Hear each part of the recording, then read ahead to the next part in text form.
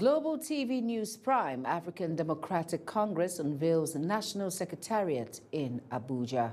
A business Dangote refinery refutes claim that 15% tariff reversal lowered petrol prices. And on the foreign scene, Britain toughens asylum policy in major overhaul as anti-immigration sentiment rises. And in sports, Nigeria Olympic Committee holds sports administration course in Ibadan. Hello and welcome to all our viewers in Nigeria and around the world to News Prime on Global Television, coming to you live from the nation's capital, Abuja. I am Jumai Manson. Now, a quick reminder that Global Television is on DSTV channel 365 and Star Times channel 276. Now the news in full. The African Democratic Congress has formally commissioned its national secretariat in the Wuse 2 district of Abuja. The unveiling ceremony attracted party leaders, supporters, youth groups, and civil society representatives. Political correspondent Obong Usoro tells us more. The African Democratic Congress, a coalition of politicians opposed to the ruling All Progressive Congress, says the new national headquarters reflects its renewed commitment to transparency, political education, and inclusive governance. National Chairman David Mark explained that the facility will serve as an operational hub for grassroots mobilization, policy coordination, and nationwide campaign activities. I want ADC to be able to win elections. And we can only do that if we are united. There is no other language apart from unity. Publicity Secretary Bolaji Abdullahi said the space is more than an office, adding that the Secretariat stands as a symbol of the ADC's determination to rebuild trust, promote transparency, and strengthen the core values of peace and accountability in Nigeria. He said the ADC is prepared to provide purposeful leadership. The African Democratic Congress is the tenant of this building. The national chairman, David Mark, further emphasized that AADC is repositioning itself to offer Nigerians a credible political alternative rooted in integrity, citizen participation, and issue-driven politics. This ADC is a historic child of necessity inspired by people's desire for good governance and service to the people. The African Democratic Congress also used the commissioning to call on the Independent National Electoral Commission to intensify electoral reforms that promote transparency, inclusiveness, and voter confidence ahead of future polls. Ubong Usoro for Global Television News, Abuja. The fraction of the People's Democratic Party, backed by the Minister of the Federal Capital Territory, Nyesom Wike, has announced that an emergency meeting of the party's Board of Trustees, BOT, and National Executive Committee, NEC, will hold on Tuesday, November 18th, 2025. A notice issued by the fractional National Secretary Samuel Anyang and shared by media aide to FCT Minister Larry Olayinka on his X handle says both meetings are scheduled to hold at the PDP's National Secretariat in Abuja. Overnight, the federal government has signed a memorandum of partnership with the United Nations Development Programme to mobilize resources for strengthening democracy across West Africa. Minister of Foreign Affairs, Ambassador Yusuf Tugger, says the MOU aims to address emerging challenges to democratic institutions while supporting countries in building resilient systems that serve citizens more effectively. Obong Usoro was there for Global Television. The Minister of Foreign Affairs, Ambassador Yusuf Tugger, says the Regional Partnership for Democracy is a forward-thinking, African-led initiative designed to fortify democratic practices such as free speech, representation, inclusive governance, civic engagement, and regional dialogue. He underscored Nigeria's commitment to the initiative, emphasizing the importance of deeper regional cooperation and the potential of the partnership to strengthen electoral systems, boost civic participation, and support peace-building efforts across West Africa. Democracy flourishes most sustainably when it is rooted in African values and attuned to local peculiarities or idiosyncrasies. Country representative of the United Nations Development Programme, LC, at Tafwa, reaffirms UNDP's commitment to inclusive governance, citizen-centered democracy, and supporting African-led solutions that strengthen political stability. Today's milestone signals that Nigeria is not only shaping the regional democratic landscape, but also charting a path for Africa-led, Africa-owned transformation. Also speaking, Chairman of the ECOWAS Commission, Dr. Omar Tura, called for democracy to be practiced the right way in the sub-region, stressing accountability, respect for the rule of law, and adherence to constitutional order. It is being launched at a time when the social contract between the state and the citizenry is unraveling at the seams because of democracy as practiced in Africa and in our sub-region is notoriously thin on delivering on dividends. The meeting observed that the ECOWAS region is still grappling with issues ranging from voter apathy to declining trust in democratic institutions. It emphasized that partnership offers a pathway to reinforce governance structures, promote closer cooperation among member states, and support the consistent protection of democratic values across West Africa. Ubong Usoro for Global Television News. The government has reaffirmed its commitment to accelerating universal health coverage through reforms focused on equity, resilience, and innovation. The Permanent Secretary at the Federal Ministry of Health and Social Welfare, Daju Kalum, stated this at the 66th meeting of the National Council on Health in Calabar, Cross River State, themed My Health, My Right, Accelerating Universal Health Coverage Through Equity, Resilience, and Innovation. The National Council on Health is a high-level governance body responsible for formulating, coordinating, and implementing health policies and programs in Nigeria.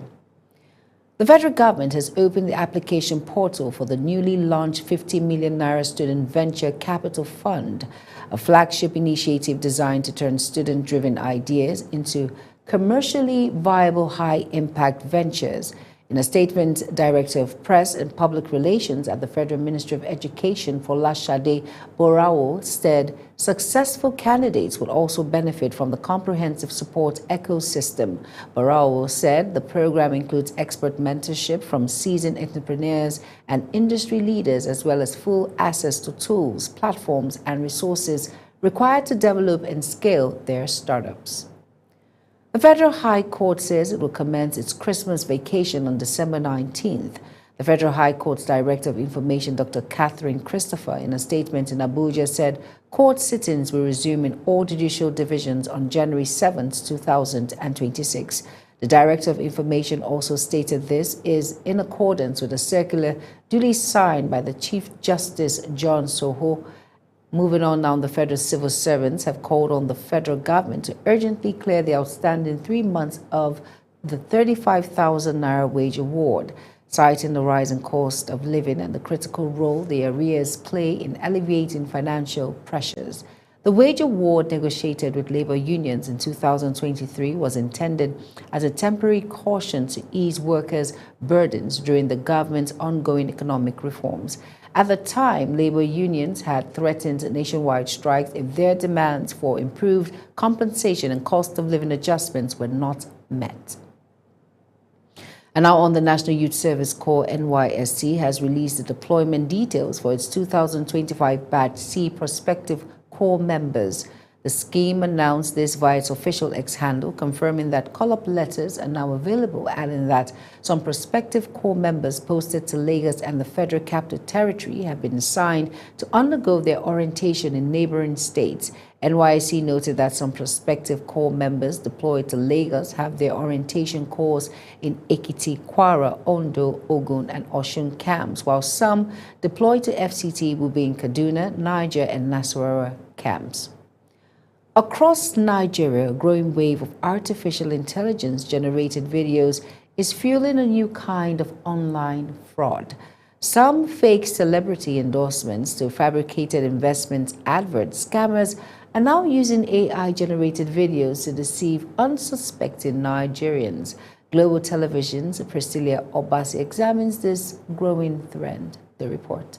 From Nollywood actors to musicians and even religious figures, videos featuring well-known faces are circulating online, but many of them were never recorded by the real people. These videos, created using AI tools and deepfake technology, mimic voices, facial expressions, and speaking patterns to make the content appear authentic. The goal is to trick Nigerians into clicking, investing, or paying into fraudulent schemes. Many celebrities have taken to their Instagram and X to warn their followers, repeatedly debunking fake endorsements and investment adverts created in their names. Cybersecurity experts say the trend is rising, fueled by cheap AI apps that allow scammers to generate convincing clips within minutes. The videos often promote quick investment, fake cryptocurrency schemes, loan apps, or miracle health cures, all designed to exploit trust in familiar public figures. Regulators are also raising concern. According to digital analysts, AI-generated scams are harder to track because the content often disappears quickly, resurfacing under different accounts and pages across social media. Beyond financial losses, experts warn that deepfake technology poses a growing risk to reputation, politics, and national security. As Nigeria continues to embrace digital innovation, stakeholders say public awareness, verification culture, and a stronger cyber laws remains the best against AI-driven deception. Priscilla Obasi, Global Television News.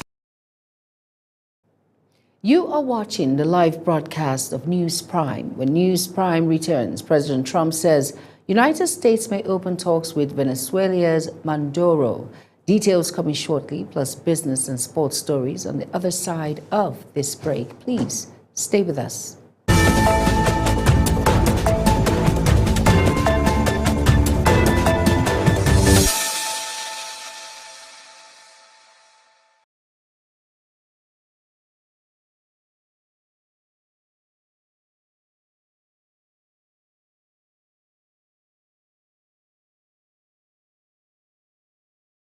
And if you're just tuning in, this is News Prime on Global Television. Thank you for staying with us. Now, in business now, the National Bureau of Statistics says Nigeria's headline inflation rate has dropped to 16.05% in October 2025. The NBS disclosed this in its Consumer Price Index and the inflation report released on its verified X handle.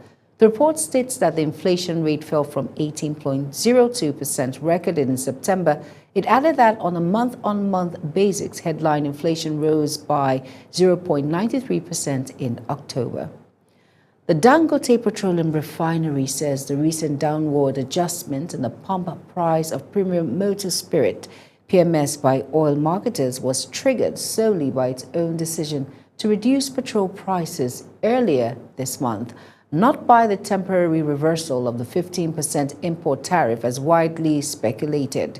In a statement, the refinery explained that its move to cut ex-depot prices directly influenced marketers' pricing decisions across the country.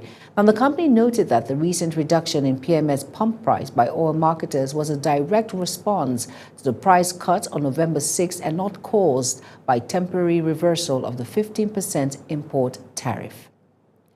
The Midstream and Downstream Gas Infrastructure Fund, MDGIF, has concluded decisions with leading Chinese manufacturers Endurance Group to deliver 500 compressed natural gas (CNG) refueling stations across Nigeria within the next 3 years. Addressing journalists after the meeting in Abuja, Executive Director of the fund, Oluwole Adama, said the talks focus on establishing a government-backed special purpose vehicle (SPV) to be promoted by the fund, the Bank of Industry (BOI), Endurance Group, and the Socorro Investment Partners.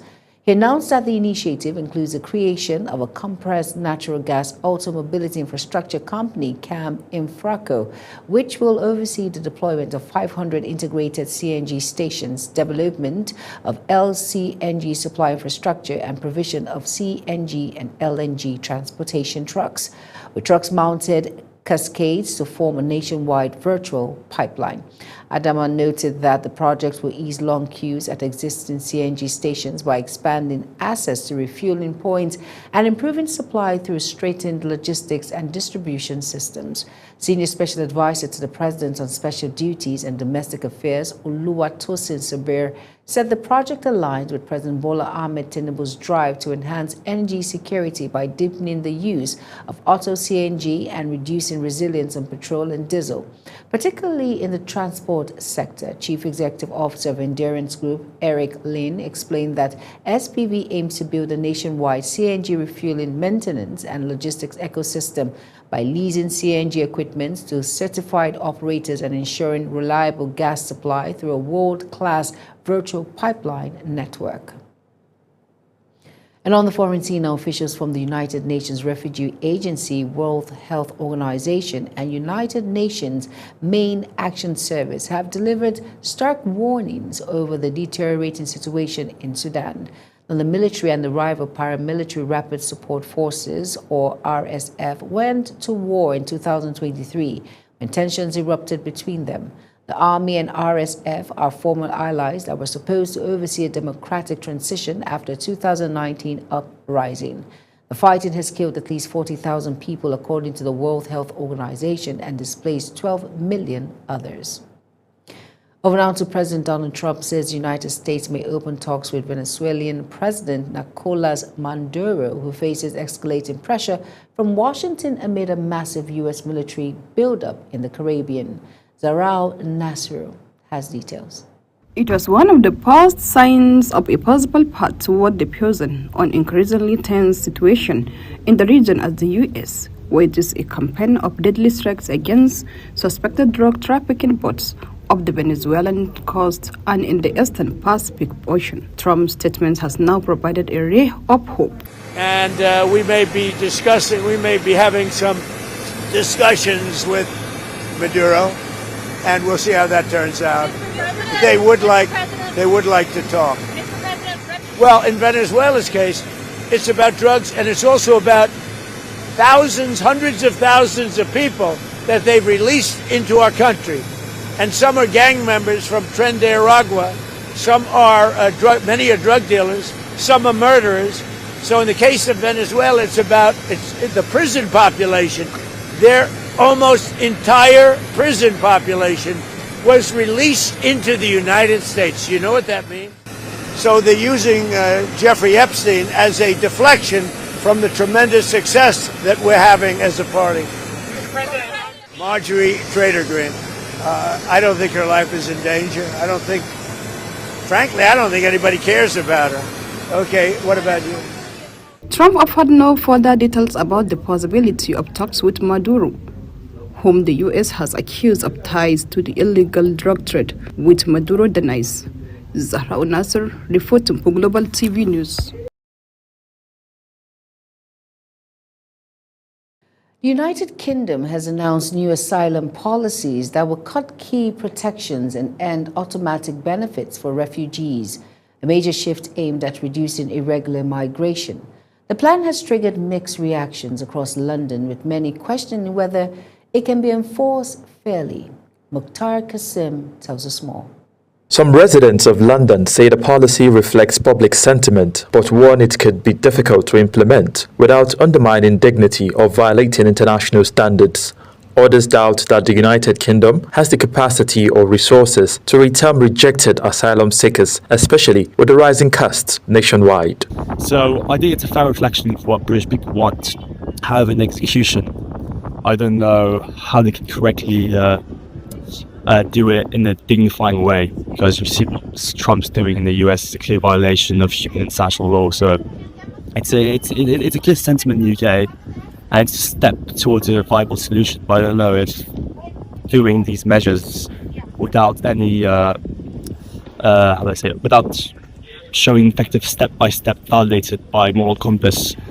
And also in the fact of sending them back, I don't know how logistically it'll be possible. It costs the British taxpayer tons of money in this economy and in this day and age. I would hope they have a heart for everybody, but it seems that what you've said, they perhaps don't have so much a heart for certain people as for others.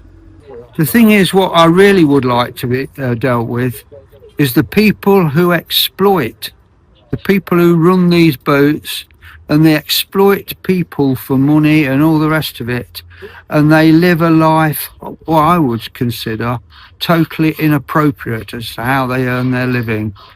They're the people I am against. Now, there are also concerns about fairness, with some Londoners urging the government to focus more on shutting down human smuggling networks that exploit migrants rather than punishing asylum seekers themselves. As the debate grows, the government faces pressure to balance stronger border control with humane treatment and to prove that the new approach can work in practice, not just on paper. Mukhtar Qasim, reporting for Global Television News.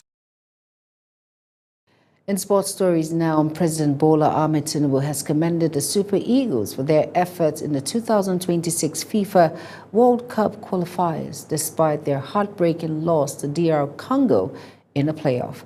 The Super Eagles' World Cup dreams suffered a major blow at the Prince Marli Abdallah Stadium in Rabat, Morocco, as DR Congo advanced to the Intercontinental Playoff following a dramatic penalty shootout. Nigeria initially went ahead through Frank Oyinka in the 3rd minute, but DR Congo equalized in the 32nd minute through MLI's extra time saw both teams create chances, with Tolu Akorodare missing a header for Nigerian goalkeeper Uwambali making a crucial save from DR Congo free kick. Despite the opportunities, neither side could break the deadlock. Still on sports, Team Nigeria claimed the best country crown away from the United States, storming to the summit of the 2025 Westpac World Scrabble Championship, which ended in Accra, Ghana. From day 1 to day 4, the 15-man Nigerian squad didn't just compete, they ruled, turning the Ghanaian capital into a theater of dominance. Captain Res Okpa, Olamitine Ndoka, Abdul Mumin, Jimo, Tega Ukemute, and Godwin Victor inspired the conquest of the 50-man Nigerian team, all making the top 20 in individual honor, which was won by Canada's Adam Logan. Nigerian Olympic Committee Sports Administration course for stakeholders across the country has in one of Nigeria's leading institutions, Sunshine School Ibadan. The Sports Administration course is an introductory level training program tailored for elected officials and paid staff of National Olympic committees, national federations, club managers, physical education, teachers, sports, journalists, and other professionals engaged in sports development. Organized by Olympic Solidarity in collaboration with the Nigerian Olympic Committee, Spanpro Sports and Sunshine School Ibadan, the 3-day course is designed for key sports stakeholders, including directors of sports, sports officers, head of sports departments, sports marketers, and games masters. And that's it on Global TV News Prime. Here's a recap of our top stories again. On Global TV News Prime, brought to you that the African Democratic Congress have formally commissioned its National Secretariat in the Wuse 2 district of Abuja. The unveiling ceremony attracted party leaders, supporters, youth groups, and civil society representatives. In business, the Dangote Petroleum Refinery says the recent downward adjustment in the pump price of premium motor spirit, PMS, by oil marketers was triggered solely by its own decision to reduce petrol prices earlier this month, not by the temporary reversal of the 15% import tariffs as widely speculated. And on the foreign scene, the United Kingdom has announced new asylum policies that will cut off key protectors and refugees. And in sports, across the country begins one of Nigeria's leading institutions, Sunshine Schools Ibadan. A quick reminder that Global TV is on DSTV channel 365 and Star Times channel 276. I am Jumai Manson. Thank you for watching.